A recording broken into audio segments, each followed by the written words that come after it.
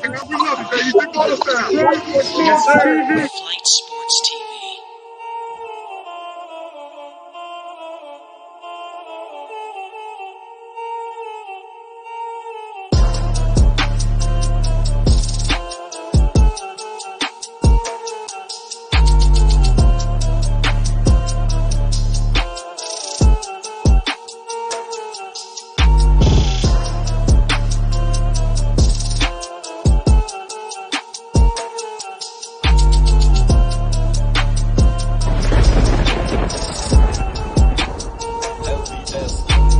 Flight Sports TV. What's going on, people? It's Flight Sports TV. I appreciate y'all for checking with me, man. Like I told y'all, man, we got a crazy one tonight, man. I told y'all I got my man right here representing the Charlotte Hornets, man. I'm telling you, this guy, he's been covering the Hornets very extensively. You understand? I'm talking about interviews with Muggsy Bogues, also the broadcast team. He's have relationships with the broadcast team of the Charlotte Hornets before LaMelo Ball. I'm not talking about when he signed. You understand? I think a lot of people are gonna have a lot to learn today, including myself, man. As with an honor and a privilege, man. I'm happy to welcome Sam Dracula to Flight Sports TV, man. How you feeling? Hey, thanks for the intro. I feel great. Thanks for having me. No problem, man. Like I said, it's Flight Sports TV, man. We got a buzz right now. We got a wave, man. It's crazy. We down with a lot of. I don't know if you never been around this circle, but we like in the new media situation. My man DJ. I'm not sure if you heard of him. DJ's Raw and Uncut True. Have you heard of him? Yeah, I've seen. Yeah, okay, yeah. That's what I'm saying. Yeah, I'm kind of cut. I'm cut from that cloth. You can understand. So then my man, Ball Facts. So we kind of, we all kind of like a family. So it's definitely good to get people that's not amongst us over time, bring in new guys, and like I said, we have a lot of Hornets lovers on that's a part of this circle here, and my subscribers love the Hornets, and like I said, you about to answer a whole lot of questions. Like I said, there's a lot of hype surrounding your franchise. First things first, before we get into all of that, let everybody know about your channel for a second. Let them know how long you've been doing YouTube and everything like that. Yeah, for sure. So my YouTube channel, Sam Dracula, you search youtube.com/Sam Dracula, it takes you right to it. I'm dropping that link. I'm dropping the link right now as well. Hey, perfect. Yeah, go check out my stuff. Subscribe, if you want to, no pressure. But yeah, I do Hornets live streams during every game. I'm not showing the game, obviously, but we're just chilling, watching the game together in real time. I'll be live streaming during the draft this week. You want to kick it for that. But and I also do Hornets videos as news comes up. And then on the other hand, I do a podcast about the Hornets called the Believe in Hornets podcast. It's every single week. This week's episode will be after the draft on Friday. But yeah, you mentioned Muggsy Bogues. He was my co-host for the majority of this last season. But he had some other stuff come up. So flying solo these days, but a new co-host is coming in soon. Hopefully by the time next season rolls around. But yeah, it's Believe in Hornets podcast available everywhere. And then youtube.com/Dracula is where you can find me. Man, that's unbelievable. You got all that stuff popping, man. Let's get into where are you from? So I'm from St. Louis. I'm a transplant to Charlotte. I've been here for like 6 years. You're Charlotte now. Yeah, and I love it here. Charlotte's a great place to live. When I moved here, I didn't know how long I'd be here, but time has flown by. And the whole idea behind the channel is when I moved here, I couldn't care less about the Hornets. I never had an NBA team of my own. And being from St. Louis, we don't have a team. Definitely not rooting for the Bulls being from St. Louis. So it was just Kemba just left at that point in the summer of 2019. And so I thought hey, let me adopt the Hornets at their all-time low, right? Not all-time low, rip to the Bobcats, but you know what I mean. Losing the franchise leading scorer and all the negativity surrounding the franchise. That'll be a good time to kind of document my journey and my passion, I guess, for the Hornets in real time on YouTube. And that takes us up to now for the past 2 years. Right. That's great, man. So what intrigued you about the Hornets, man? What made you feel like, this is gonna be my squad? What clicked, man? Well, so initially it was just because I lived here. I just wanted to make local content. I saw what was going on at the time. The Eastern Conference Finals with the Bucks and the Raptors was going on. I was thinking like, damn, I wish I had something like that to be a part of. I'm like, wait a minute, I live in Charlotte. The Hornets are here. I could be a part of it. So why not be a part of it when things are at their perceived lowest, right? So I looked at it as the Hornets kind of bottomed out losing Kemba, and people were clowning the Terry Rozier contract at the time. I was like, okay, I can join in at this point in the franchise's history without feeling like I'm jumping on a bandwagon, Right. getting in on the ground floor. And straight up, I live like 2 miles away from the Spectrum Center where they play. So like, it just makes a lot of sense to like bring in the love with the Hornets. And from day one, game one, I've loved every single moment of it. The ups and downs. Hell, PJ Washington hit a franchise record number of threes. Like, come on. Like, it was like, all right, it felt like he was welcoming me in to the Hornets family right off the jump there. It was tons of fun. And then, Eric Collins, so you mentioned the broadcast team, the elite broadcast team the Hornets have. Facts. Just layers of like fun stuff to dig into as a Hornets fan. And I hope people who are becoming Hornets fans now are experiencing the same thing. Because like surface level, you heard Michael Jordan owns the team. They haven't really been great in the playoffs. They got the Larry Johnson, Muggsy Bogues kind of, but there's a lot of stuff to kind of dig into as a Hornets fan. It's been pretty rewarding thus far, and I think the future is only going to get even brighter.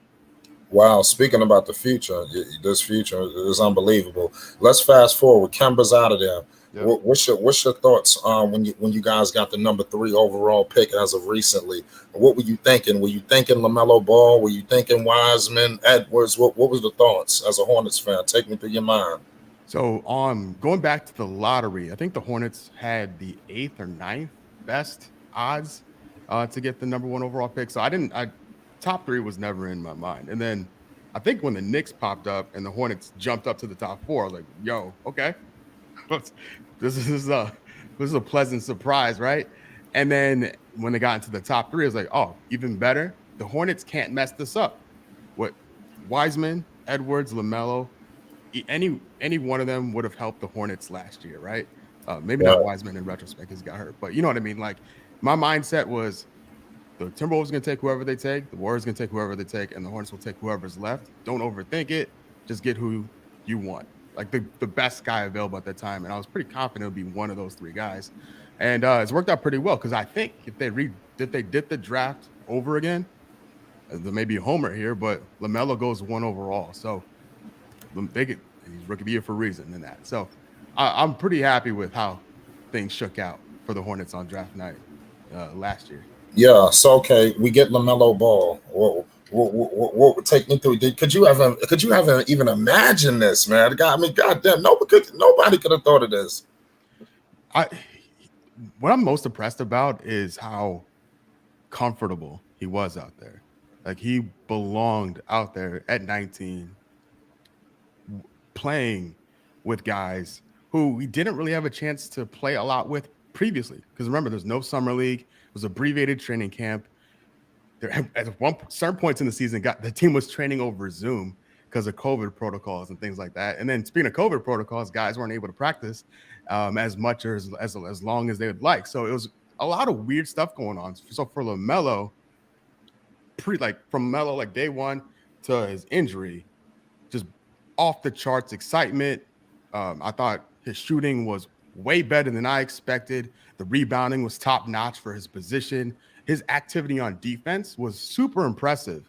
Like I know he's not the most skilled defender, but the effort's there, and the skill and experience will come in time. So it's not a knock, but that's one of the things I'm looking forward to him developing in as his career goes. But like his activity on defense, rebounding, playmaking, obviously knew that was there. The shooting was a big surprise for me, especially immediately.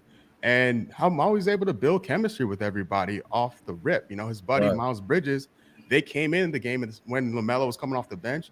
Him and Bridges came off the bench together.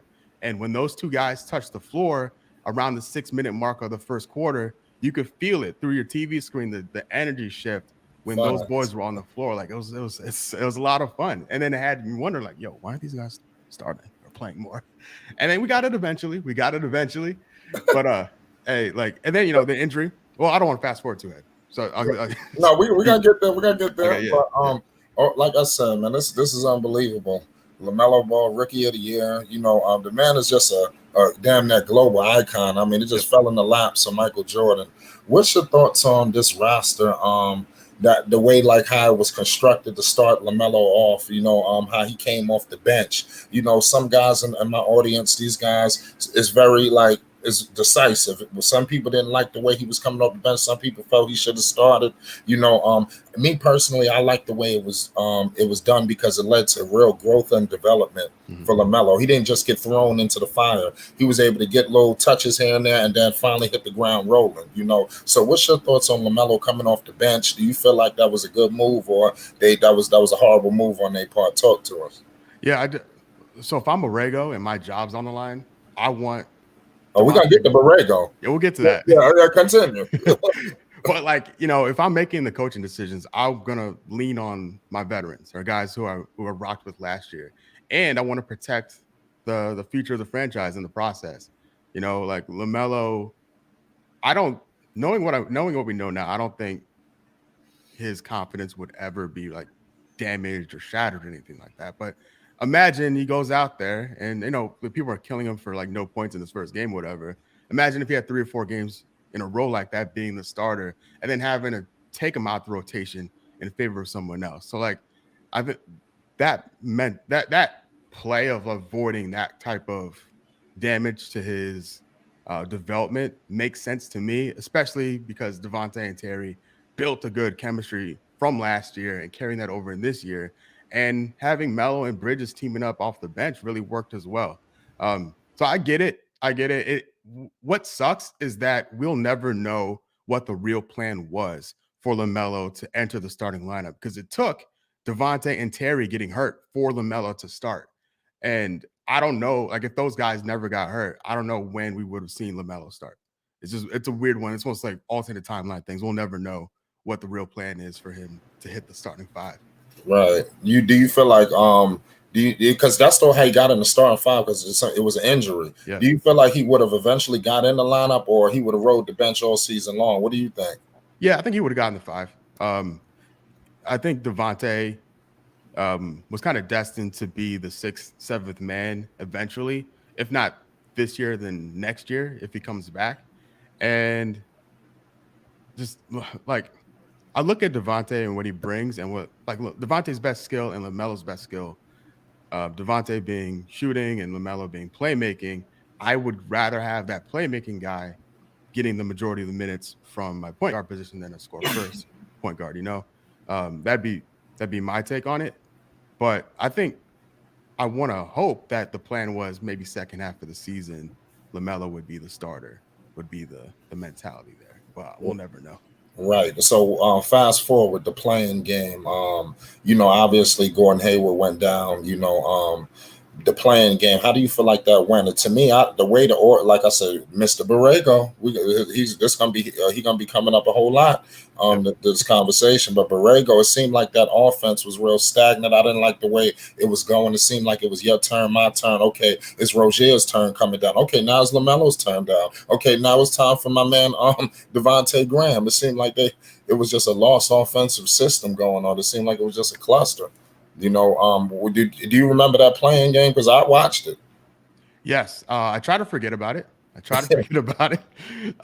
was brutal. It was really brutal because the Hornets went into that on a losing streak.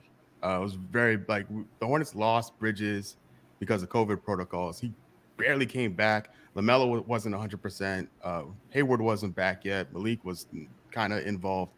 It wasn't great, and we were looking at was it the game before? Straight up the last game of the season against the Wizards, looking at that and all right, if we win this game, the play-in looks a little different. And the way the Hornets started that game, they were balls to the wall. The energy was at 11 for the first quarter and a half of that game. I'm like, oh man, where's this team been? There was a real sense of urgency. That game didn't go the Hornets' way, but I thought, okay, we play the Pacers, a team with a lot of turmoil. their coach eventually got fired for a reason.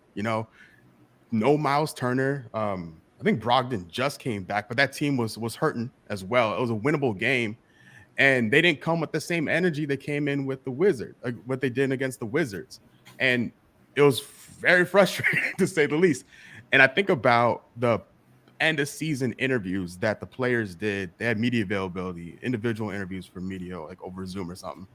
And Terry Rozier flat out said, "This team is too young. We need veterans, guys who have played in these types of games before, so this stuff doesn't happen again." Because he's like, a lot of times young players get in this position, they don't realize the stakes at hand. And the good thing about what he said is that the young players that this team has now have been through it now. So looking ahead, hopefully, if the Hornets are in that type of situation again, the play-in's coming back apparently. Unfortunately. Yeah. So if the Hornets are back in there again, they can draw on last year's experience and make sure what happened against the Pacers doesn't happen again. But I look at Borrego, I look at the players just not showing up, basically. Like, it's a 4-quarter game. They didn't show up for 4 quarters, and the Pacers outplayed them, to their credit. Like, I don't want to take anything away from what Indiana did. They went for it and they did it. And they have guys who have played in more like high pressure, high leverage situations than the Hornets do. Right, LiAngelo Ball. Let's get to the million dollar question right now. Trending right now. LiAngelo, he signed. He's on the roster, I believe, for the summer league. Yep. You understand? What's your thoughts about LiAngelo? So it's for the Hornets. It's a real like low risk, high reward situation. For LiAngelo, I'm really happy for him that he gets this opportunity to like show what he can do. Show that he's healthy. Show what his shot's like, show what his athleticism is like. So like if his future doesn't lie here in Charlotte, then he can audition for other teams. Like, it's a really you already letting him go? Well, I don't know. Like, see, the Hornets could get burned here. Imagine the Hornets, like, they invite him to the summer league, LiAngelo goes off, and like the Lakers or Clippers come calling. Like the Hornets could get burned in this situation too. So it's not a no risk, it's a low risk situation for the Hornets with LiAngelo in the mix. And then, if he makes the team, if he gets sent to the G League, again, that is another opportunity for him because he's been able to play at this level for a while. Right. I like your perspective because you are actually coming from a real Charlotte Hornets fan perspective. Obviously, LaMelo just got on your team. You received a big wave of new supporters. So we don't know who's who. So it's definitely good to see a guy like you standing the test of time with the Charlotte Hornets, and now things are starting to bear fruit. You understand? And now, it's time to celebrate for the Hornets. Y'all got a good future. Now it's up to Mr. Michael Jordan. Yep. You understand? Mr. Kupchak. Yeah. You understand? They're going to have to put some pieces around these people. You understand? And a lot of these guys you got, just from the outside looking in, I'm not feeling Biombo. Your man Zeller, what the hell is going on? They got to figure something out. You understand? Y'all need a live threat in there. Y'all got to figure out what's going on with these guards. There's too many guards that don't fit. You understand? And some of them, like I said, Devontae Graham, he's a hell of a scorer, but he's undersized, and at times he could be a defensive liability. That's just in my personal opinion, I wanted to point out, man. So it's just gonna be interesting to see where you guys go. But do you think Michael Jordan in conjunction with Kupchak, are they the right guys to lead this situation, or are they just destined to be another Kemba Walker waiting to happen? I like where things are going right now. There seems to be a plan in place post Kemba that's really like, I think what we saw last year in general as Hornets fans, this team was a year ahead of schedule. I think it's a lot due to Hayward, LaMelo's arrival, and then Bridges improving from last year to this year.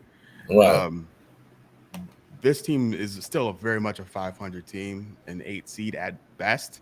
We saw them flirt with the 4 seed, but that's because the East was kind of tragic and 4 games separated like the 4 seed and the 11 seed. Like it's messy. It's messy, right? Yeah. But the Hornets not over. So like, look what the Bulls did right at the deadline. They shipped a ton of first-round picks to Orlando for Vucevic, a guy that would have been very useful in Charlotte. Kupchak said, no, we're building something here. We're being patient, and we're riding out with the guys we have. We're going to maintain our future and not like mortgage our future for like some short-term gain. So they showed patience there, which in hindsight, I could appreciate. At the moment, when you're checking Twitter, you're waiting to see the Hornets do something, and they only bring in Brad Wanamaker from the Warriors. Like, oh, this is it. This is all we're gonna do when everybody's hurt. But it's one of those things where there seems to be a plan, and for all intents and purposes, last year was a success. They've improved from last year to this year. Sorry, from last year, like 2 years ago to last year. And if there's a regression from last year to this upcoming season, aka they don't make the playoffs, even if it's in the playing game, then I think we can start panicking a little bit as Hornets fans, thinking like, oh man, I'm not sure things are in the exact right places. Right. Wow. We got somebody in the comment section. What about the Twins? We forgetting all about those gentlemen. Do they stay or go? What's your thoughts?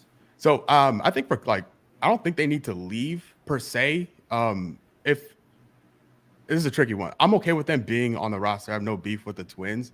It's just a matter of who do you replace them with. Their contracts are at a point where it's like very, very favorable, right? And that is an area of improvement for the Hornets, but I don't know where that comes from. And I don't know if you can trade them per se. I don't know what kind of trade value the Twins have. So it's kind of like, if you cut them, who do you replace them with? You can't really trade them. What they offer to the team has value as like lower rotation guys.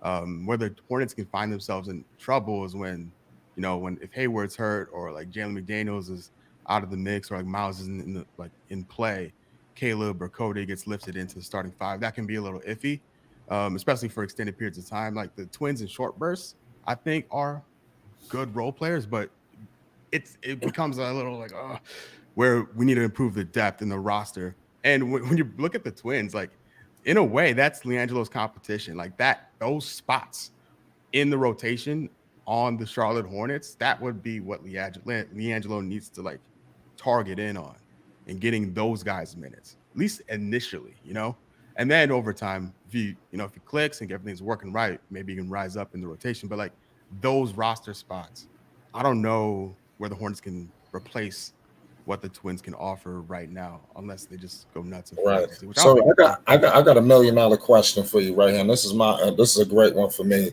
My thoughts. Lonzo Ball, that's my favorite player to watch. You understand? I'm not saying he the best player in the world. I ain't saying he Jordan. I ain't saying he Lillard. I ain't saying he this, that.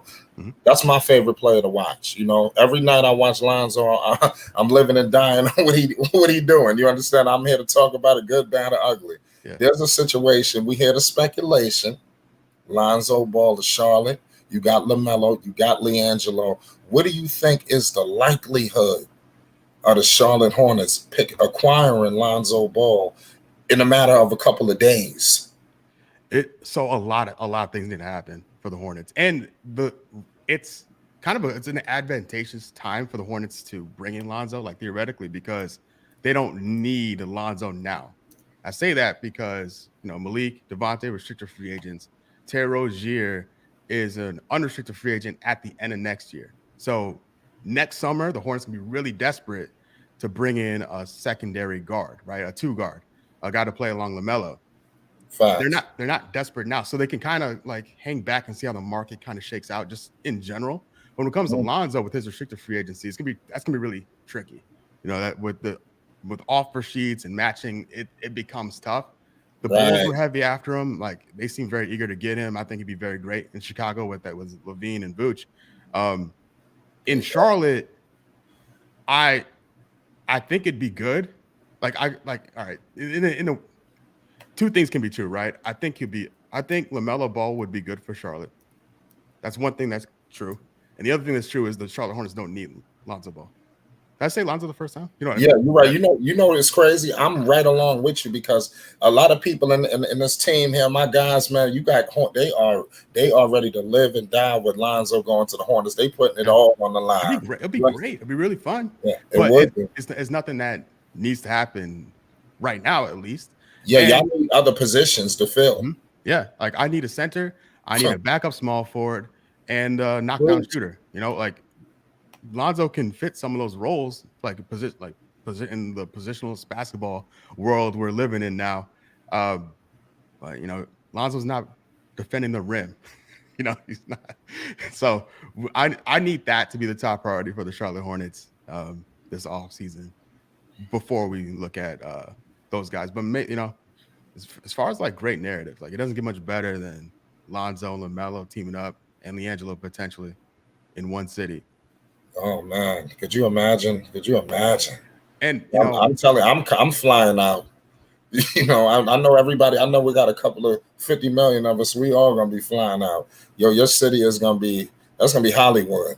oh man, and I was at the game. So for those that don't know, in Charlotte because of COVID, empty arena pretty much until March, and then the first game they allowed fans in. I was there, and the Hornets played the Raptors. It was a blowout. I think the Hornets hit like 33s or something stupid. It was insane.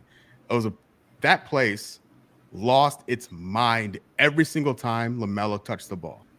And I say that because it was limited capacity. Like I think 5,000 fans were in the building for that game because of COVID protocols. It sounded like it was full, and it even talking about it now sent chills down my spine. Like LaMelo is such an electric player that if you add another like Lonzo or just insert whatever up and coming young star you want next to him, I can't imagine a hotter ticket in the league. The Hornets at their peak last year were one of the best league pass teams. And imagine you sure was out of nowhere, right? Oh man, it was great. It was great. Too bad COVID and all of that, because LaMelo would have sold out that arena. They would have been tailgating in the parking lot. Yeah, you understand? They got lucky. For sure. And then the injuries, his injury, Hayward's injury, Malik's injury, it just sandbagged the whole season. Killed the momentum.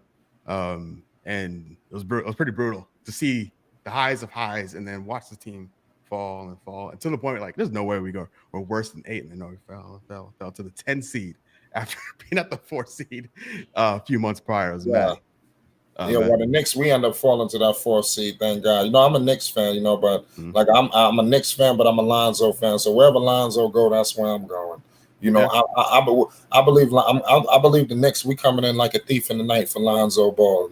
We got the money. Like you saying, you talking from a realistic perspective, no emotional attachments. You letting it be known they really don't need Lonzo. When you think of it on the basketball perspective, we understand the love, you understand the kumbaya, but the truth be honest with you, they don't need him. They already got a log jam at the point guard position. How many guards you need? They didn't even need to draft LaMelo. They could have went another direction. Just if you want to think on some basketball intellect, you understand? So that's just how I feel. But to be honest with you, you don't really seem too high on Lonzo Ball. What's your thoughts on Lonzo Ball's game and progression and things of that nature? Talk to us. Oh no, I'm a fan of Lonzo. I just look at him as I'm in the same way I'm a fan of Michael Porter Jr. It's like an exciting young player in the league. I'd look at Lonzo in the same way. Both guys I would love in Charlotte, especially Lonzo. Statistically, his numbers are eerily similar to Devontae from a shooting percentage perspective. Hard word to say. And I look at all right, what if we just picked up Devontae and replaced him with Lonzo? What would that look like? And I think it'd be pretty similar. And then the question is, could he replace Terry Rozier? Because that's a hard spot to fill.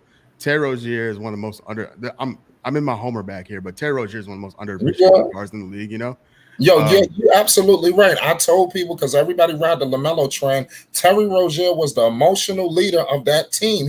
When it was time to get a score, they gave it to Rozier. Yep. Yeah, Terry time's a very real thing. Without him, this team wouldn't even have sniffed the 4th seed, let alone been in a position to be in a play-in game. Terry and Gordon Hayward's involvement on this team is unparalleled. And the idea of Lonzo taking a guard spot, he may be able to do what Devontae does, but I don't know if he can do what Terry does right now.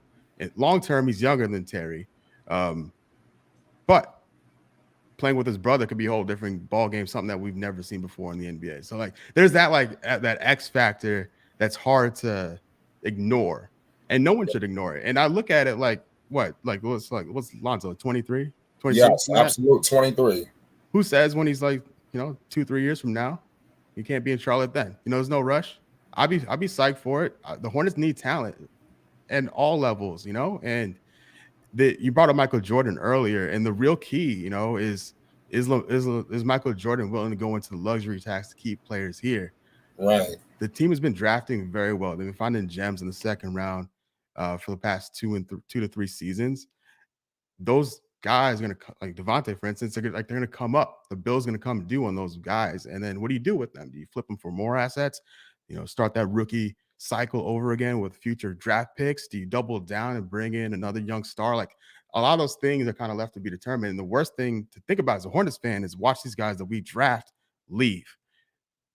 You get attached to these players, you watch them develop, and then you wish the best for them, but you kind of wish they have their best wearing your uniform and not playing somewhere else. So I don't know, it's kind of a tangent there, but like, yeah, I like Lonzo. Like, I have no beef, no hate to any of the Ball family, but I just don't look at that position as an area of need for the Charlotte Hornets. Right. Right now. Next offseason could be a huge area of need. And I could see them like little 40 chest, like looking ahead and that's why, like, in the draft coming up, the Hornets should consider drafting a guard, a guy that could be ready in the instance Terry Rozier leaves in the offseason. So why wouldn't they get Lonzo? Oh, well, yeah. Because if you got Lonzo, Rozier's a free agent next season. Exactly. Yeah.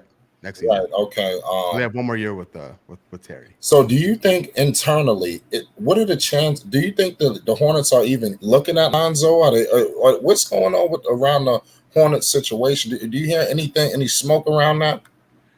I just don't know how they can pull it off. And like Jared Allen is a restricted free agent. I could see the Hornets or like Rashawn Holmes being a top priority in that space, like the free agent space. If the Hornets can pull something off in a sign-in trade with the Pelicans, maybe I could see that happening. But as far as like free agent targets, I have a hard time picturing or thinking about Lonzo being a higher priority than a Jared Allen or Rashawn Holmes. But who knows? Like, in the trade market, you can pull off a sign-in trade with Malik or Devontae with New Orleans to get that going. Like that'd be a play. Maybe package a pick or two to make it happen. Like that is in their bag. But as far as because Zealous contracts off the books, Biz is a free agent, they'll have some money to play with, and they can always make room later if they need to. They're still paying Batum, which is really brutal to think about. But they can make something happen. I'd imagine they would prioritize the guys like Jared Allen and Rashawn Holmes. Right. So I to be honest with you, I've been looking at your channel for a while. And I've been like watching your videos. And I see you interview Muggsy Bogues, the legend. I feel like Muggsy Bogues, he don't get enough credit. His name don't get talked about as some of our legends. You understand? Muggsy Bogues was the truth. What was your thoughts?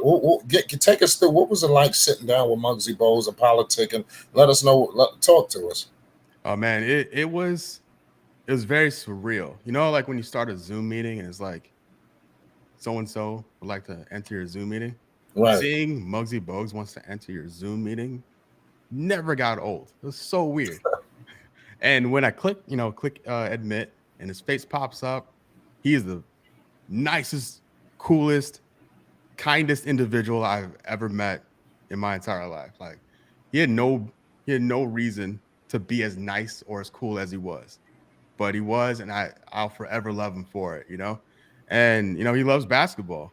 He loves the Hornets, loves the city of Charlotte. So it was really cool, the timing of it, having a Hornets icon point guard to talk about LaMelo, and to talk about one of a fan favorite Hornets players, Charlotte legend, to talk about the excitement that the city had about the Hornets. It was a really serendipitous situation for us, for me especially, because in Charlotte there are a lot of people here who moved here from other cities. I'm one of them. Right. We call them unicorns, the Charlotte natives around here. Everybody got a family member in Charlotte. Trust me. Yeah. So it's rare to see. It takes like the Panthers in 2016, right, when they went undefeated for I remember that. There were Panthers jerseys everywhere, every day of the week. You bringing up right? the memories when Cam didn't jump for the Yeah, ball, you know? exactly, Come exactly. on, But it was that type of levels of city excitement around the Hornets, which hasn't really been the case. Because that same year, the Hornets had a playoff game. I think against the Bulls, and no one really cared. Um, I don't say no one cared. There wasn't as much of a buzz, I would say, as we saw this past year, and I think that's has something to do with the style they're playing, the drought they went on, the bounce back from Kemba departing. Like a lot of things went in the city's favor, which was really cool to see. Yeah, and you also, this is good for people, content creators to know. You was able to speak to the play-by-play announcer. What was the lady's name? I don't want to mispronounce her name. Oh, so there's Sam Farber who does the radio play by play, and there's Ashley Shamedy. She does she hosts the pregame and post show and does sideline for Yeah. the TV broadcast. So how was that like? Sitting down with her, picking her brain just to, gaining that knowledge, because it had to have been a great sit down. What was that like? Oh, it was great. She's incredible to talk to. That was one of the things that caught me off guard when I was decided to become a Hornets fan. Tuning into my first Hornets game, as a fan, was how good the team was. Like it's a real team effort between Ashley, Gerald Henderson, that's the co-host, former Hornets player, and then you have Del Curry and Eric Collins calling the games, and that set of four people do a great job telling stories about the Hornets and capturing the excitement. So to talk to Ashley about that and how weird it is to do her job now, well, Right. at that point during COVID, because limits her access. Gerald Henderson and her are separated by plastic on the studio desk. She doesn't get the same access to players as she normally Yeah. would. I talked to Rod Boone and some other journalists about that. Like you lose that one-on-one access where you can get an idea of how people are thinking, how they're moving, one-on-one versus being broadcast to everybody in a group Zoom call. So everyone had to do their jobs differently. So she talked about that, which was really interesting to see. And then what kind of makes that chemistry work for the Fox Sports it's Fox Sports at the time. It's Bally Sports now. But making that broadcast team what it is and how good it is. And I watch it thinking oh man, someone's gonna steal all these talented people away from our market. And I hope the Bally Sports people are taking care of them well because they're all very good at their jobs. I can see ESPN, Fox Sports, proper NBC Sports scooping up any one of these Hornets people. Right. So, also, one last question before we let some guests come in to speak to our special guest today, Sam Dracula. I'm telling you, the man has interviews with Muggsy Bogues. I done dropped the link 100 times. I'll drop it again. Y'all need to go subscribe to Sam Dracula. You understand? LaMelo, the Hornets. You are not a Hornets fan if you are not subscribed to Sam Dracula. You understand? I'm letting the people know right now. You're not a real Hornets fan. Yeah, I'm just telling the truth. You understand? People not plugged in. You want to be plugged in? You understand? So it is what it is. It's Flight Sports TV. So let's get to Mr. Borrego. Yep. You understand? Our favorite man. How long does he last? Because I think I give him another year. I'm gonna give him another. You tell me.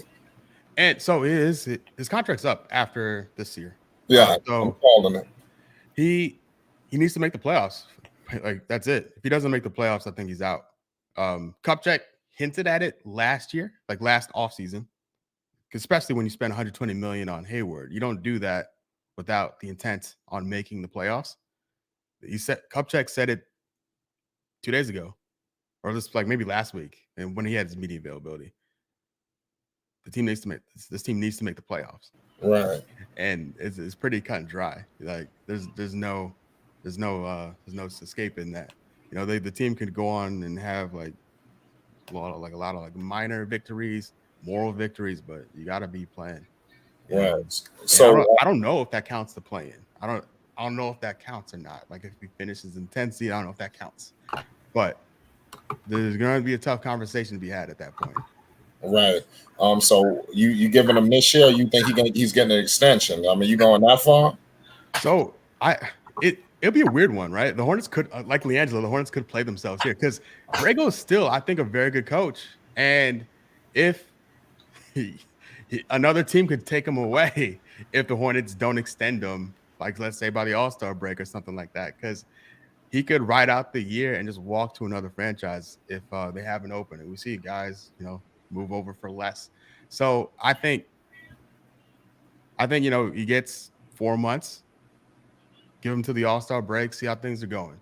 If the Hornets are in play for a playoff position, they're playing good basketball, disciplined basketball, then yeah, let it run, because it's good for LaMelo and then the other young players on the team. There's no you offer some continuity there that LaMelo hasn't had, some continuity there that Miles has had. Miles only played with Borrego, and we've seen him get better under him. PJ from year 1 to year 2 got better. Devontae got better with Borrego. So change for the sake of change isn't great, but if you don't make the playoffs, then you got to go. I'm sorry. And I'm sure he'd say the same thing. Right. One question from the comment section says, is LaMelo and Lonzo a championship backcourt? You got an answer for that one?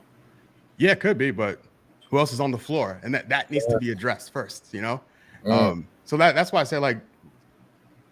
say Zoe would be great on the Hornets, period, but they don't need him, period, because they have other needs. And I think Terry can hold it down in Lonzo's place in a playoff series. Right. Now, listen, you answering questions wonderfully. Like I said, from a Charlotte Hornets perspective, a lot of people they think it from an emotional perspective. You talking from a serious, dead set perspective, and I appreciate that. We got a question from the live chat. My man Rave Kingdom is in the building. You got any questions? First, does Sam Dracula pay homage? First time on Flight Sports TV. What's going on, Rave? First and foremost, man, appreciate you coming, man. Thank you for being up here, man, giving us your information about how you feel about the Hornets, man. You know what I'm saying? So shout out to you, man. I definitely will be checking you out, man. So, hey, I give you all the big ups to it, man. Thank you. I did listen to everything, you know what I'm saying? And I am a person that's been on Flight Sports TV. And Flight Sports knows that, some people just want Lonzo go here, go there. You know what I'm saying? We just want him to get off them Pelicans. You know what I'm saying? Right. Just get him out of there too. Just get him off the situation is right. That's the biggest thing. Just get off that. So, I had a couple questions, but you did solve one of my questions. Was because I always had an issue with why the hell it took so long for LaMelo to start when you knew that's your star. You know when there's a star, you know when there's not a star. You get what I'm saying? Yep. Exactly. And I understood coming off the bench, probably get his feet wet, warm up, and it was working. But then it was okay when I was time to throw him in there, and it was it always dawned on me okay, well, time is ticking now. Because everybody's in there, now you're gonna throw him in there? That's disrespectful. You know what I'm saying? So you kind of solved that question. My thing is, I would say thank you for being a realist about things, because I have always argued with or debated with Charlotte Hornet fans. And I always told them, well, let's be reality. You know what I'm saying? Let's talk reality. Y'all need a center. You know what I'm saying? That's a big spot.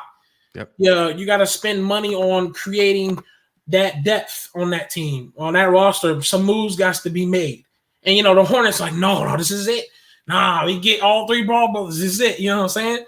So I'm no, let's just stop. I get it. I get the picture of finally them playing together. It's going to be amazing, especially if the Hornets get it. I mean, wow, y'all got it, right? The three ball brothers. But it's we got to look at reality of things. You feel me? And so my question is, and this is a big one, does them twins get up out of there? I think do I want them to go, or do you think they will? Or do you want me to? Both.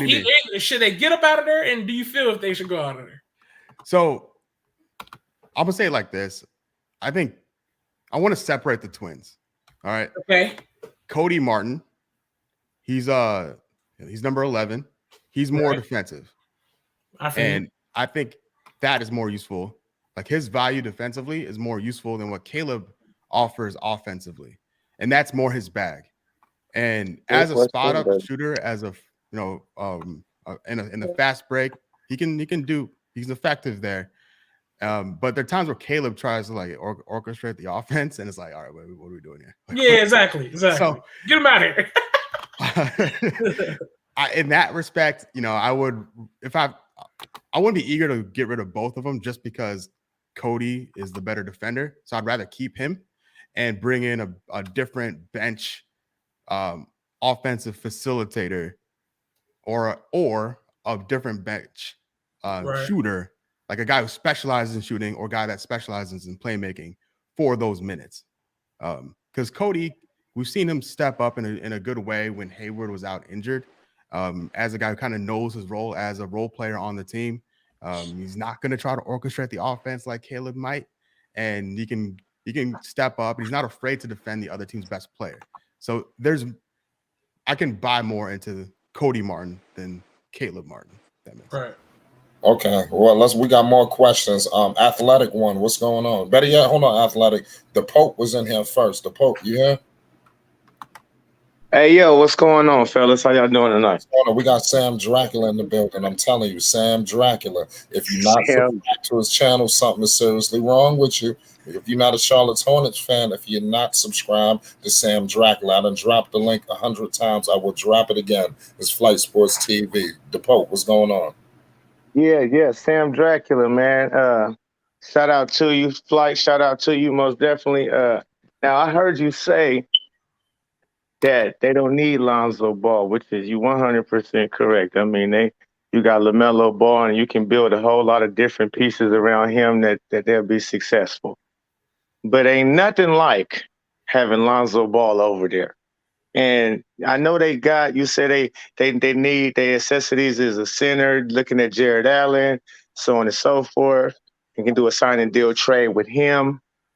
Okay, so I'm like, okay, cool. That's all true. Yes. But they already said that they got $20 million right now without having getting rid of nobody with the cap holds. So once they start moving more contracts around, will they be able to do a sign and trade with Jared Allen and still be able to get Lonzo? That's my question to you, my brother. So I think, and this is where the draft will be very handy. Like, let's say Evan Mobley falls to 3, then maybe Cleveland will be more like lenient on trading Jared Allen. That's my hope. At least for Hornets' sake. Yeah, I don't know what type of money Jared Allen or Rashawn Holmes would like call for. Because that $20 million, I think part of that would end up going to whoever the Hornets draft at 11 too. So it may be a little less than that, and and they still would have to make a decision on Devontae and Malik. So I look at there's the blank check they can write on the cap space side of things. They have a sign and trade potential with Malik and Devontae, or one of the two. I want to see both of them go. Probably Devontae. That would make the most sense. And then bring in like Patty Mills or someone like that to be the backup point guard. Because I'm sure he wouldn't be too expensive, and you'd be very good for LaMelo as well. That's nice. Let's see, the Lonzo's better than the Twins put together. Hey, you may not be wrong, Thomas. I don't know. Like, I think Terry would have to be involved. And no doubt, I believe. Okay, yeah. Like Terry would have to go to New Orleans, I think, to make that work. And so is that possible that they can do a sign and trade for Lonzo with Terry Rozier? Yeah. Maybe do a sign and trade with Gordon Hayward for Mr. Jared Allen, or they was already talking about giving away the 11th pick to Cleveland, and plus something else. But the 11th pick, and I know they get back the second round pick and next year's second round pick, and they was going to do a sign and trade with Jared Allen. Is that very possible? I mean, that's what I'm looking at. I think they should be looking at it. I don't know how. I'm no cap expert, but I think that'd be a smart play because Jared Allen would be better now than anybody they draft at 11 anyway, right? So most definitely that'd be a huge dub immediately and raise the profile of the team in a big way, like really help reshape the structure of the team. And I should say this as well. Outside of LaMelo Ball and Miles Bridges, everyone's on the table as far as everybody is dispensable, right? Yeah, because this team is not good enough to be, oh no, we can't trade this guy, we can't let this guy go. No, Right. this team is a 500 team at best currently, and it's exciting. It's fun. There's a bright future there, and that bright future is a tough thing to kind of disassociate from. But if it means leveling up, you gotta like. That's where the GM. That's where Kupchak and Jordan need to be like on the same page. Like, when do we cash in on our young guys? Flip them for a star. Trade in or trade away 3, 4, 5 first round draft picks to bring in a star. Like, Right. there's no indications They of already that got a happening, but we good see look. other teams doing that, and the Hornets haven't done it, and they could do it if they wanted to. So what's it going to take for them to do it? And I don't think they're there yet as a franchise. So because I mean, I hear what you're saying, respect that. My thing is like, if you're gonna rebuild around LaMelo, because you need to rebuild. That's not the roster, and you have a lot of valuable pieces right now that's tradable that you can get rid of. That a lot of people could use on their team. So if you want to go ahead and make a big move and start rebuilding around LaMelo and who plays to his style and his fit, and also gonna bring tickets in. I mean, Terry Rozier is dispensable. All of them dudes can go. And first things first, I mean, Lonzo Ball, he there. Yeah, I don't want to say Terry's dispensable. I don't know if I agree with that, but I think he's the most viable trade piece to have. He's the best player that's tradable, and his very tradable contract being at $19 million for 1 year, and it's expiring. Like, that's the most. He's the most movable guy, I think, as far as bringing in a guy that can match the same contract coming into Charlotte. Yeah, like we got I we got another just want to question. say that.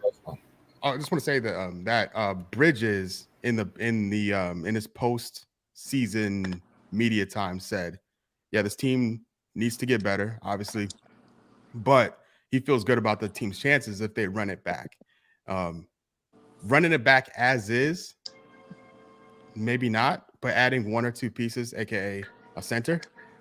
This team as is when healthy is very good. The issue is depth, and if that's another reason why I wouldn't want to make Lonzo a top priority, because I'm sure he'd like to start. And where the Hornets really need help is that 7, 8, 9 area of the rotation, and as on top of a starting center.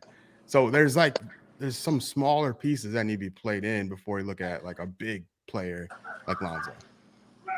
Okay, but see that roster. I mean, I don't believe. Only thing I think about that roster is LaMelo Ball. That's it. That roster is trash. Okay, Miles Bridges, he's official. But let's be frank. I mean, let's be frank here. That That's roster, not it being only frank. sparked up because LaMelo Ball came into that organization. That roster was the same roster last year who was garbage. Okay, don't hit me with that roster's cool and they won person. No. They need to revamp that whole thing. I think they see it too. They see what they got. They got a star. They got a star in LaMelo Ball. They got a future superstar in LaMelo Ball. So let's build around him and get rid of these tradable dudes that's on our roster now.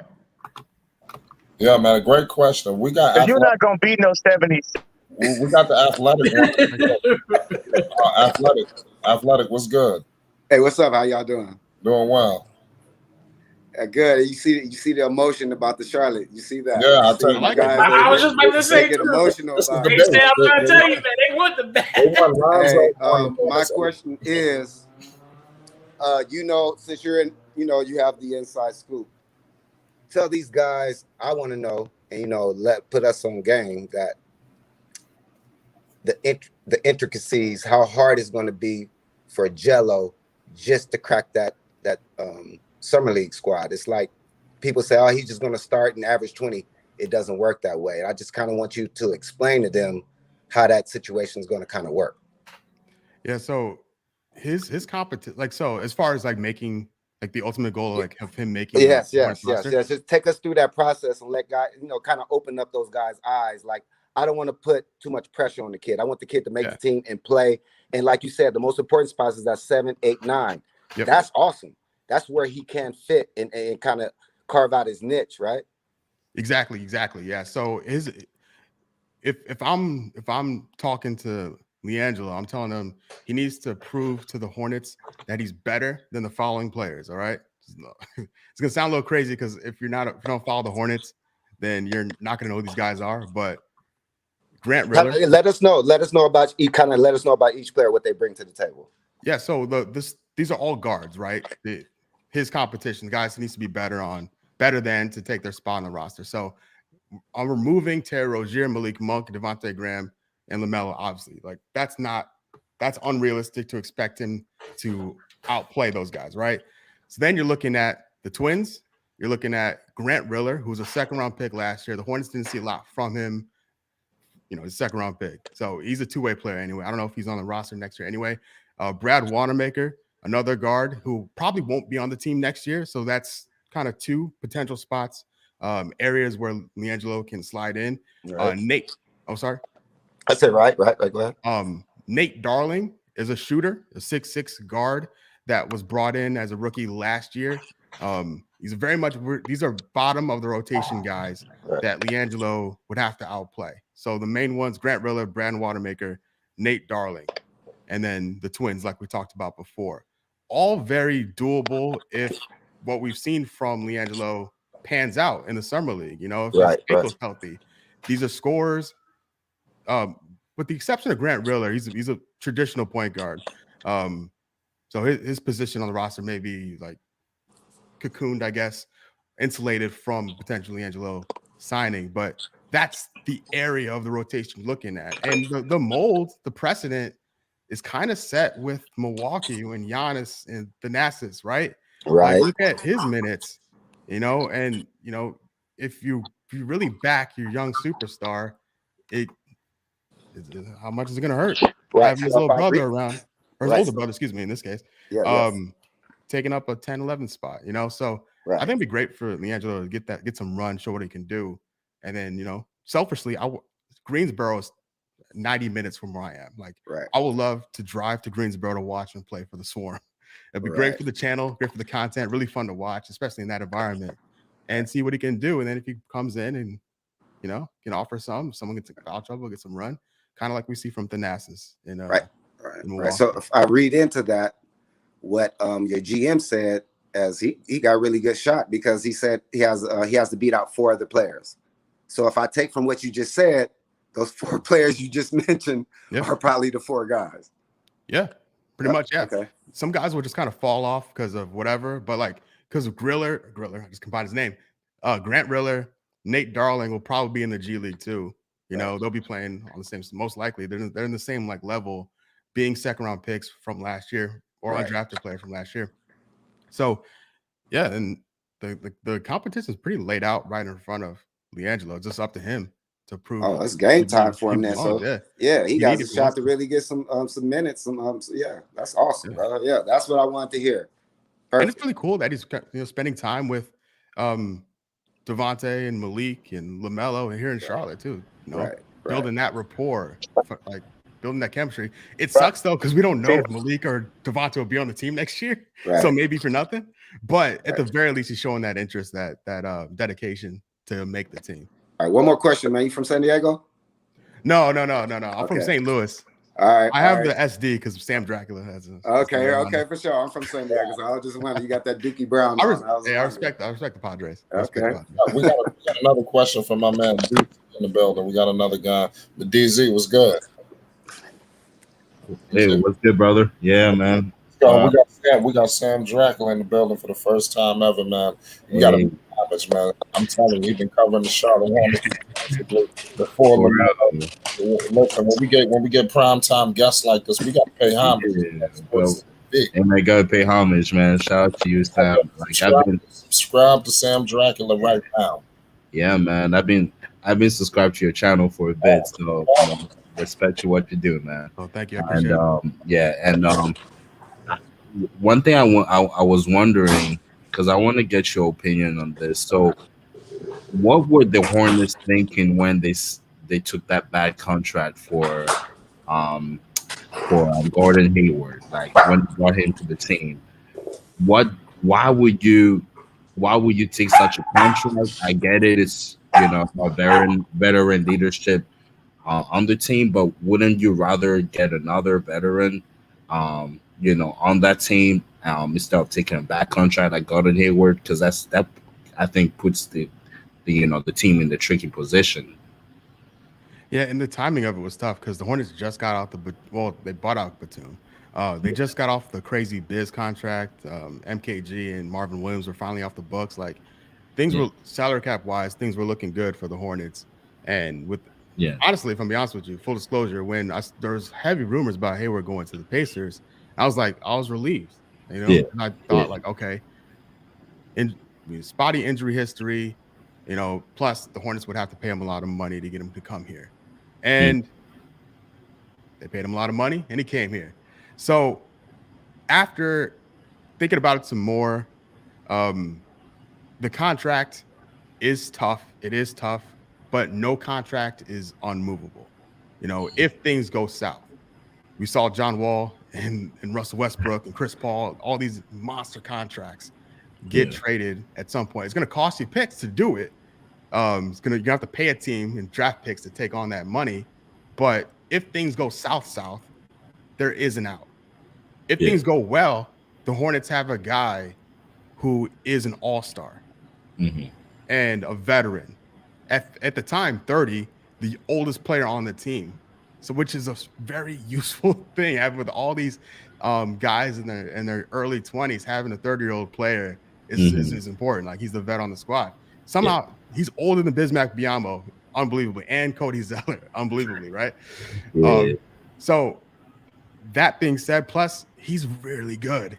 He had his best before he got hurt. He was having an all-star level season. He was an all-star in 2017. His numbers this yeah, past season were very comparable. So I yeah, look at the next 3 years from him. Hopefully he can stay healthy, and I'm knocking on wood for that.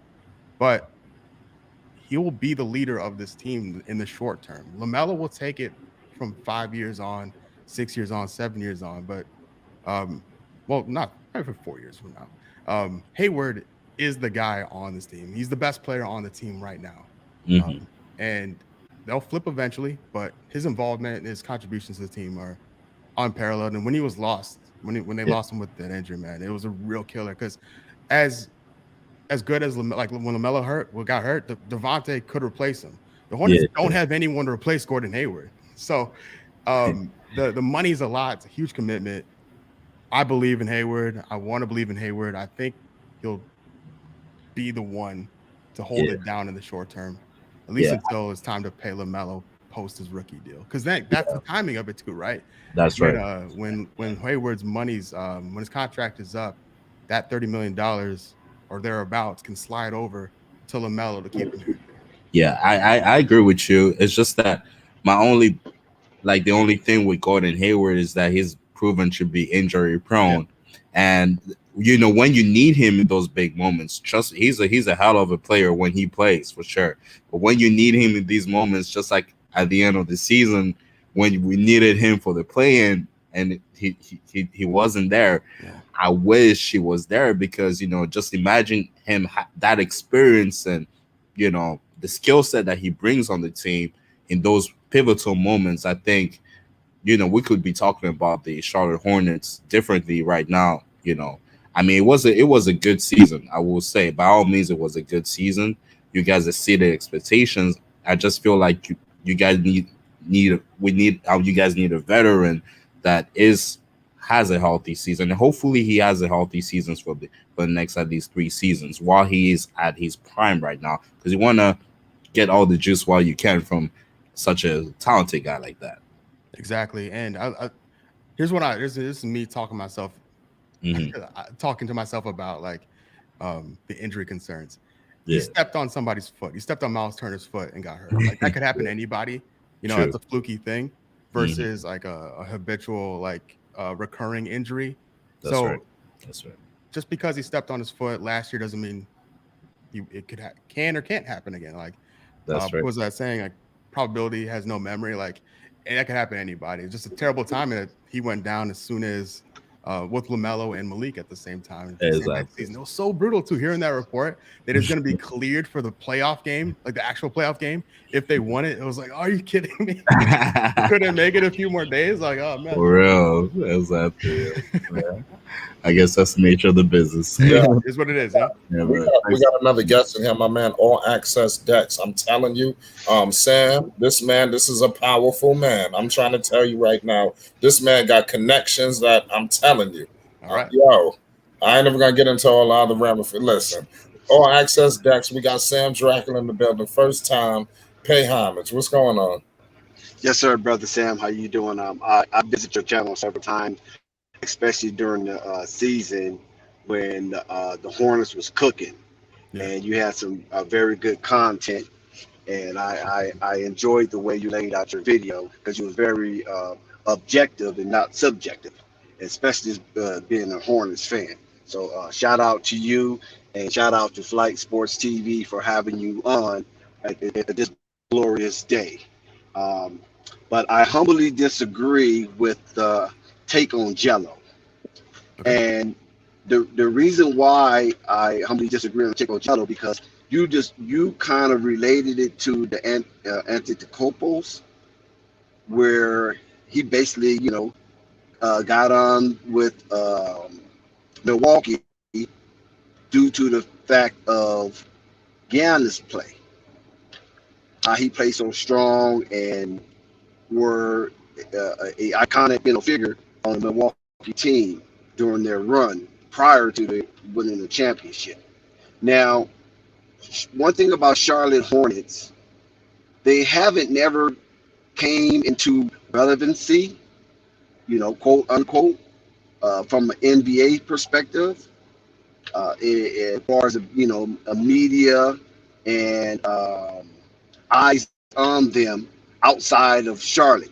They're very local. They're not really national, but now they are. So if you have that, and LaMelo is responsible for that, solely responsible, not Michael Jordan, not Mick Kupchak, not Gordon Hayward, not Malik Monk, not Devontae Graham, not Terry Rozier. The one who was responsible to bring Charlotte up from the abyss of basketball to the forefront of the league pass is LaMelo Ball and his presence and the ambiance of what he brings to the atmosphere of basketball in Charlotte. And that has to be told like it should be told. It shouldn't be glossed over. It shouldn't be sugar-coated. Let's just call it what it is. He's a generational talent. And as we say on Flight Sports TV, when something as transcendent as that, you have to pay homage. So let's get that straight there. Now, by him doing that generated a lot of revenue. LaMelo's presence and play generated a lot of revenue and a lot of foreseen revenue. So Jello coming along with Melo, according to Mick Kupchak, he was basically saying that this is what we need. We need a player to be outside of Melo that's going to keep Melo head focused. Because if you notice, if you have journeyed with the Ball family, Jello has always been there to keep LaMelo on track outside of his dad. When they outside of the eyes of their dad, the big baller, Jello has always been there to keep Melo focused and keep him on his mission. So when Miss Kupchak said that when Jello came in as a helper to Melo's workout and the way he described the relationship, that is something that they want, especially if they're going to invest the whole future of the franchise on this young kid. Because most young kids don't have that coming into the league.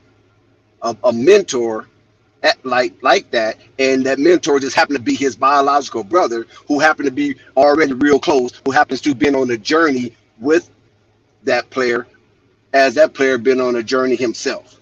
So that is so unique. And what I got from it, my brother Sam Dracula, is that Jello is almost promised a roster slot, because there's nobody on that roster that can facilitate Melo's mindset, that he don't get too far out there, hanging out with rappers, hanging out with loose women, hanging out and driving real fast, like the speed, what you call it, the drag racing or the turn ups and things of that nature. Because he's a young kid, and sometimes he might want to get involved because his swag is like that. And Melo is here. Jello's here. Like, hey, bro, come on. You know what we're here for. You know what the mission is. Let's execute. Let's not deviate. So I think Jello's presence there. That's the only thing I kind of disagree with. As brother Athletic once said, the intricacies of that thing with Jello, Melo, and the Hornets is that Jello is going to be Melo's constant mentor, and that would help him secure a roster spot, just like the Antetokounmpos did with the other brother, help Giannis be a mentor and keep him focused when things wasn't working right for him. And I think that was very well said. And one thing I want to mention is that if that is like Jello's role, Biz is screwed. Yes, exactly. Thank you. Because brother. that was Biz's job to be LaMelo's mentor. And, shouts to Biz, but he's a free agent.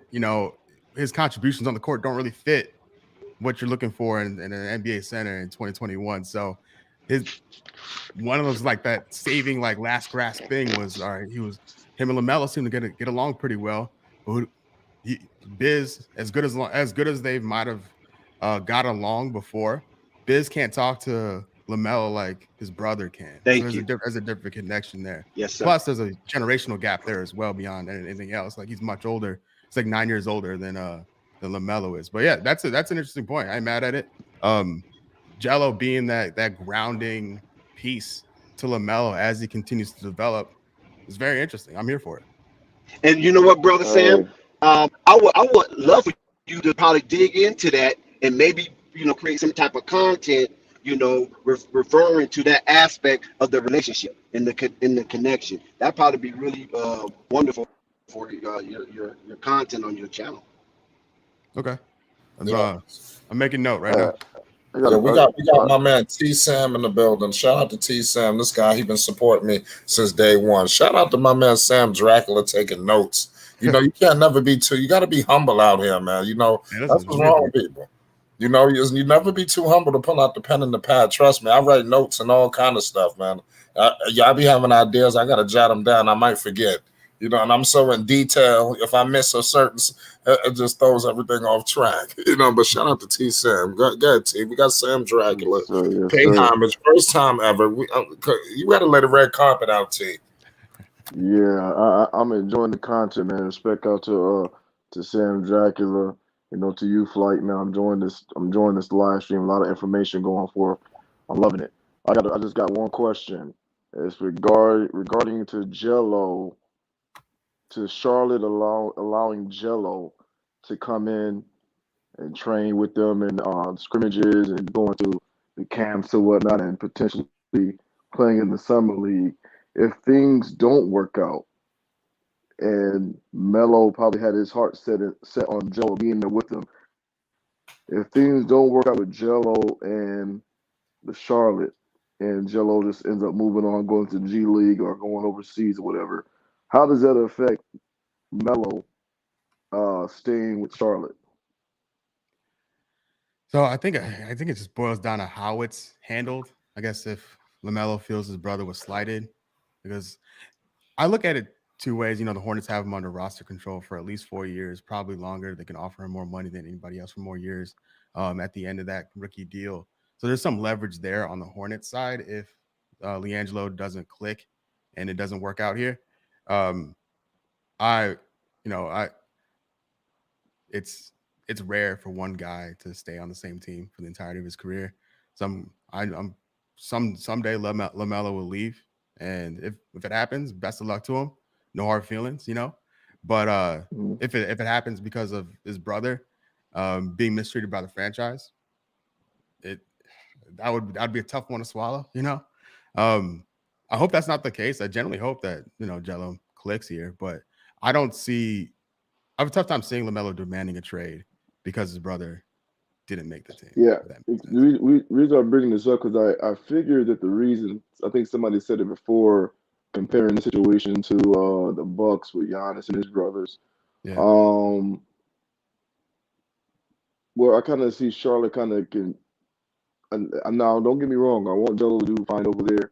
I want them to link up with Melo, but I kind of see Charlotte kind of potentially putting themselves in between a hard spot and a rock. You know what I'm saying? Because if Yeah. things don't pan out the way they want them to pan out, uh, I can potentially see Melo being feeling some type of way if they don't. If he thought his brother had the potential of playing with them, and maybe the coaches or whoever else wasn't seeing eye to eye with that, and decided to let Jello actually move on rather than staying.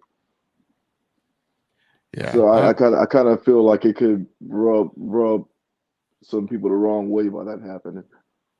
Yeah. I just hope it's kind of like, yeah, it's like we're walking a minefield, putting themselves in this situation. So hopefully they have a plan in place to like navigate it depending on how it goes. Because I could fully see a scenario where where Leangelo is on the team, like on the Charlotte Hornets proper for the entire season, and just is a DNP for the majority of the season. Oh damn, Not that's only a DMP. the coach just says I he's a mean, DNP. I don't mind. I like your perspective. And like just for his first year, like not playing in the NBA previously, like that, I think that's a all right spot to be in, getting your minutes where you can. We're still training, you're still practicing with the team, showing off what you can do. Still that mentor to LaMelo, no matter whether or not Jello's playing or not, while continuing to kind of foster that relationship between those guys and the franchise. Um, there's some ways they can swing it. Like I don't know like what Jello would be happy with. Like I'm sure he wants to play. Would you rather be in the G League or would you rather be a DNP? Like I don't know. You know what's so crazy Right. that you were speaking on Jello. My man Mitch Kupchak came on. Did you see the press conference recently where he stated that how he was trying to validate Jello's claims to him being on the roster, saying he was a Division I athlete, he's a real talent. Give me your thoughts on that. And he is. That's why it's like such a high reward or like a low risk, high reward proposition for the Hornets to get into. Because they're getting a really talented kid for free, not giving anything up. And it's like buying a lottery ticket in a way, and it could really pay off for the Hornets if things click the right way. And no, like this team has a strong history, recent history of developing guys, unrestricted and second round picks, even late lottery. Lamb, you remember Lamb? Yeah, Jeremy Lamb. Yeah, I don't know where he at now, but I remember he played well with Charlotte. That's the best he played in his career. yeah. And so like you look at like was that so Give us some more names. Devontae Graham. Yeah, beast. Second I round like pick. D Graham. You know what? I don't mean to cut you off, Sam. Yeah. The guys that's in the circle here, they hate Devontae Graham. Yeah, it's like they can't stand him. They hate his guts. That's little grams. That's little grams. Yeah, see, they hate him. What's your thoughts on Devontae Graham? Do you think he getting what's going on? Devontae's a fantastic player, man. He shot almost 9.9 3-pointers a game and just under like 38% from three. And beyond that, he's such a important guy to the city of Charlotte and the state of North Carolina. His dog is named Charlotte. Like he's a state, like there's some real karmic danger with mishandling Devontae Graham as the Charlotte Hornets. Like you got to take care of this guy. He's one of our own, and he's only 25, and his talent, his upside hasn't really been tapped into completely. And Right. I think he's too good to be coming off the bench. And for his sake, I think he should find another place to play. Like I like him a lot in Chicago, for instance. I think him next to Zach LaVine would be fire. But man, over to LaMelo, I think LaMelo's better than him today, and I think Devontae will be better off going someplace else. But He's a very, very, very good player, and his Yeah. numbers are pretty similar to Lonzo's. He won Most Improved Player too. People forget that. Well, he almost did. He almost did. Oh, that thing! I just lost my camera. You Yeah, still it's got my cool. audio? Sam, Yep. I do have a question for you though. Do you feel Devontae Graham and I know he was respected there. I think he is still respected there in Charlotte. And I know in Charlotte they still talk to him, I guess, put him in certain meetings probably, But do you feel like Devontae Graham was being a little bit petty with that Instagram post, trying to post LaMelo and LiAngelo? I'm very sure they was trying to work that a little bit under wraps, just have some, An some. Instagram story where like he showed LiAngelo. Yeah, yeah. Okay. You think he was trying to be a little, just a little petty? I'm very sure the Hornets was trying to keep that under wraps. They probably just trying to look at him, and I wonder if the other Graham was being a little petty, like, hey, they're against the rules, or they doing something, you know what I'm saying? What do you think about that? I don't. I have a tough time thinking that, just because when he lost his starting spot, right? So Devontae's a starter going into the year, gets hurt. LaMelo gets the starting spot, and LaMelo takes the ball and literally runs with it. Like, by far, an incredible performance from a 19-year-old rookie as a starting point guard, right? Devontae gets healthy again, it becomes that question. Okay, does Devontae get his starting job back because he didn't lose it because of performance? He lost it because he got hurt. And Borrego was like, nah, LaMelo, this is your job. Devontae's coming off the bench. And then you look at Devontae on the bench, there's nothing body language-wise that would indicate to me that he felt salty about it or felt some type of way about it. He was one of the biggest cheerleaders on the team. When he was on the bench, whether he's hurt or not, like Devontae stays locked in. And I don't think he has like a cynical bone in his body.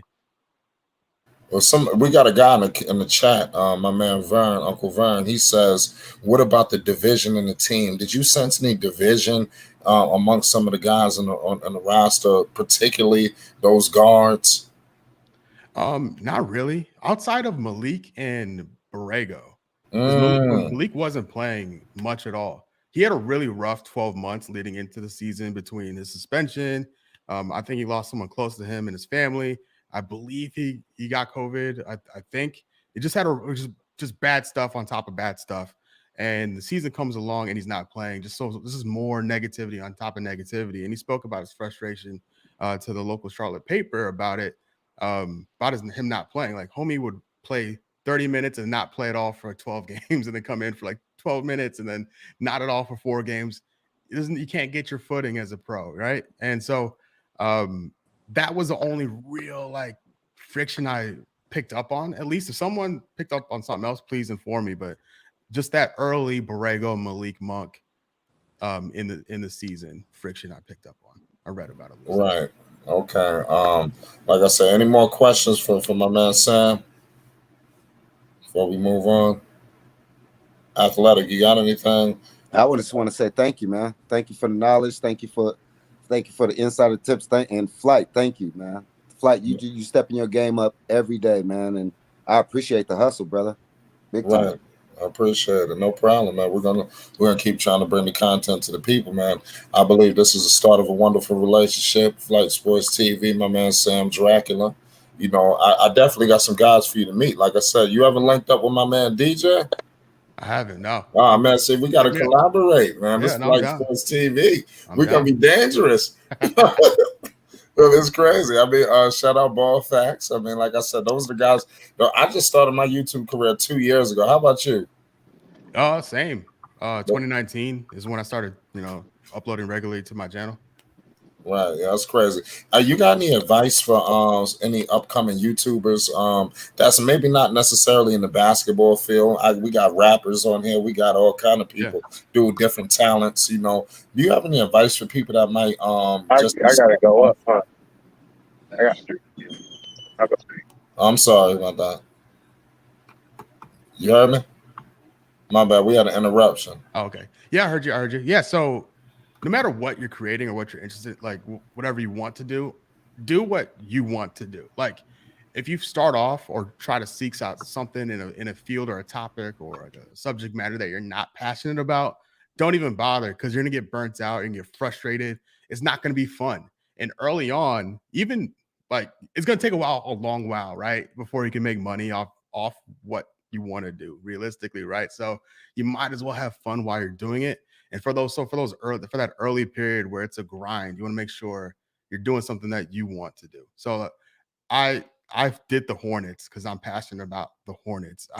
I'm not passionate about the Jazz. I have no interest in talking about them, so I don't talk about them. So figure out what you're interested in and focus in on that and just drill down on that and focus in on that, especially early on.